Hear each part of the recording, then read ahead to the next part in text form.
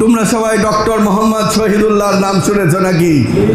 তিনি বলেছেন সর্বশেষ ওনার জীবনে কি বলেছেন? সর্বশেষ তার কথা ছিল, আমি যদি এত কিছু এই 17-18টা ভাষা শিক্ষা করার চেয়ে যদি আমি আলেম এবং হাফেজ হতে পারতাম, তাহলে আমার জীবনকে আমি এর চেয়ে বেশি সফল মনে করতাম। সুবহানাল্লাহ। এই হলো বাংলাদেশের মানুষ, এই হলো বাংলাদেশের চেতনা, এই মাটির চাহিদা এবং এই মাটির এটাই শিক্ষা। এই মাটি থেকে যতদিন পর্যন্ত এরকম ব্যক্তিত্ব সৃষ্টি না হবে, বোঝা যাবে এই জন্ম এবং এই শিক্ষার বহুত বড় অবনতি হয়েছে। এখানে ওই মানুষ আর সৃষ্টি হচ্ছে না। তখন ওই মানুষগুলো ইউনিভার্সিটি থেকে মসজিদের মানুষের অন্তরে তারা জায়গা করে নিয়েছিল। ওই মানুষগুলো কাজ করেছেন ইউনিভার্সিটির সরকারি প্রকল্পগুলোতে, কিন্তু সারা দেশের মানুষের চিন্তা এবং চেতনা, মনন এবং মানুষে তাদের ছিল অবস্থান। ওনাকে দেখতে আর একজন আলেমকে দেখতে কোনো পার্থক্য মনে হতো না। তখনকার যদি প্রত্যেকটা বুদ্ধিজীবীকে যদি তোমরা এইভাবে ভাবো, একই চিত্র, একই সুরত, একই সিরত তোমরা দেখতে পাবে। তিনি ডক্টর হয়েছেন কিন্তু পোশাক ধারণ করেছেন রাসূলে পাক সাল্লাল্লাহু আলাইহি ওয়াসাল্লাম, রাসূলে আরবীর পোশাকে তিনি ছিলেন, নিজেকে সজ্জিত করেছেন।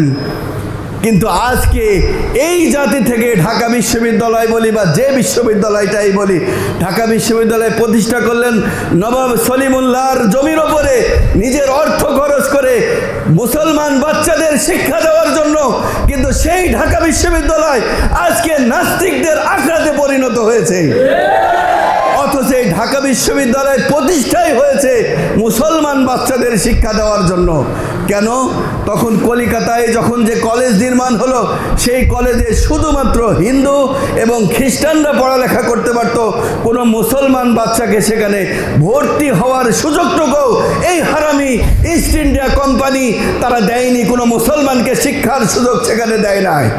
এই বাংলাদেশের বুদ্ধিজীবী, বাংলাদেশের মাথা ও মগজ যারা ছিলেন, তার মধ্যে ছিলেন নবাব সলিমুল্লাহ একজন। তিনি ভাবলেন যে না, এই বাংলার অধ্যুষিত মুসলিম এলাকায় মুসলমান বাচ্চাদের শিক্ষার জন্য প্রতিষ্ঠান দরকার, এবং যে শিক্ষাটা হবে আলেমি ইন্টারন্যাশনাল মানের শিক্ষক। উনি নিজে জমি দিলেন, বিল্ডিং করার টাকা দিলেন, দিয়ে তিনি এখানে এই প্রতিষ্ঠা করলো। আর ওইদিকে দাদাবাবুরা এই প্রতিষ্ঠানের বিরোধিতায় তারা নেমে পড়লো। বাঙালি এই ছোট জাতির জন্য আবার বিশ্ববিদ্যালয় লাগবে কেন? ওই হারাবিদের আবার এই বিশ্ববিদ্যালয়ে তাদের জন্ম জয়ন্তী পালন করা হয়, তাদের কবিতা নিয়ে লাফালাফি করা হয়, সে নাকি আবার এই জাতির গুরু, এই জাতিকে শিক্ষা উন্নয়নে নাকি তাদের বিশাল ভূমিকা রয়েছে। অথচ এই হারামিগুলাই, এই শিক্ষিত নামের অপদার্থগুলাই বাঙালি জাতিকে ছোট করার জন্য, বাঙালি জাতিকে অশিক্ষিত রাখার জন্য গালি দিয়ে, মেছো বলে, তুচ্ছ তাচ্ছিল্য করে এই বাংলাদেশ থেকে এই প্রতিষ্ঠানগুলোকে তারা করতে না দেওয়ার জন্য সকল ষড়যন্ত্র তারা এঁটেছিল। অথচ আজকে তাদের সব কিছু করা হয়, আর আমাদের নজরুলের কোনো আলোচনায় সেখানে পাঠের কোনো অংশ পাওয়া যায় না। সেখানে নজরুলকে নিয়ে তেমন কোনো আলোচনা হয় না, টিভির টক শো হয় না, টিভির আলোচনা হয় না। বুদ্ধিজীবীরা পাশ কেটে গিয়ে নজরুলের জন্ম জয়ন্তীতে রবি ঠাকুরের আলোচনা করে।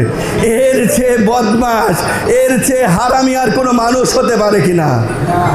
যে নজরুল ৭১-এর যুদ্ধে, যার কবিতা মানুষের অন্তরের মধ্যে জ্বালা জাগিয়েছিল, স্বাধীনতার শক্তি জুগিয়েছিল, মানুষ একজন তার কবিতা আবৃত্তি করত আর বাকিরা তারা শুনে তারা শক্তি সঞ্চয় করত।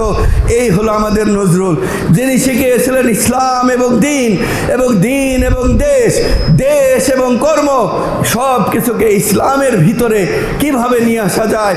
তার প্রতিটা কবিতার পরতে পরতে কিছু কথা থাকতে পারে, কিন্তু প্রতিটা কবিতার মধ্যে আল্লাহ এবং রাসূল, দিন ও ঈমান, তাওহীদ ও আকীদা, তাহজিব ও তামাদ্দুনের প্রতিটা শিক্ষা তার কবিতা, তার লেখনী, তার প্রবন্ধের মধ্যে পাওয়া যায়। আমরা ফররুকের যদি কবিতা দেখি, তার লেখনী দেখি, আমরা কি পাই? জসিমউদ্দিনের কবিতা দেখি, সারা জীবন স্বপ্ন বিভোর থেকে কবি জসিমউদ্দিন লিখেছেন বিশ্ব নবীর মতো মহান এক জীবনী, যা তার জীবনের সবচেয়ে শ্রেষ্ঠ এক গ্রন্থতে উন্নীত হয়েছে এবং সেই প্রশংসা তিনি পেয়েছেন। আগের জামানার এই বাংলাদেশের মাটির, বাংলাদেশের আমাদের চেতনা থেকে যে মানুষগুলো তৈরি হয়েছিল, তাদের মানসিকতা, চিন্তা চেতনা এমনই ছিল। তারা মুসলমানের ঘরের সন্তান এবং ইসলামকে প্রমোট করার জন্য, ইসলামকে মানুষের দিলের মধ্যে বপন করার জন্য তারা লেখা দিয়ে, কথা দিয়ে, সার্বিকভাবে তারা চেষ্টা করেছেন। পাশাপাশি চেষ্টা করেছেন উলামা হযরত, যাদের ঋণ এই বাংলার জমিন কখনো শোধ করতে পারবে না। আজকে তারা ৭১ দিয়ে এই সমস্ত বদমাশ ও কুলাঙ্গাররা ৭১ দিয়ে উলামা মাশায়েখ ইসলামী শিক্ষাকে তারা আলাদা করে তাদের বিজাতীয় শিক্ষা, ইস্ট ইন্ডিয়া বিদেশি শিক্ষাকে এই দেশে কায়েম করেছেই নয়, শুধু আমাদেরকে তারা তুচ্ছ তাচ্ছিল্য করে এক পাশে ফেলে আমাদেরকে তারা পায়ের নিচে তারা পিষে মারতে চায়। এই শিক্ষাকে তারা বন্ধ করতে চায়। আপনারা সবাই জানেন আমাদের সরকারি মাদ্রাসাগুলোর মধ্যে যে শিক্ষার ব্যাপক পরিবর্তন তারা করেছে, এটা এখন আর মাদ্রাসা বলেও লজ্জা হয়, যেটা এখন একটা মাদ্রাসা।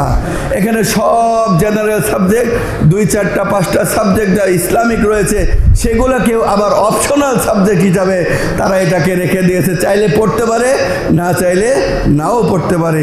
ওই মাদ্রাসার মধ্যে তারা হিন্দু শিক্ষক নিয়োগ করেছে, ওই মাদ্রাসার মধ্যে তারা হিন্দু মহিলা প্রভাষক তারা নিয়োগ করেছে।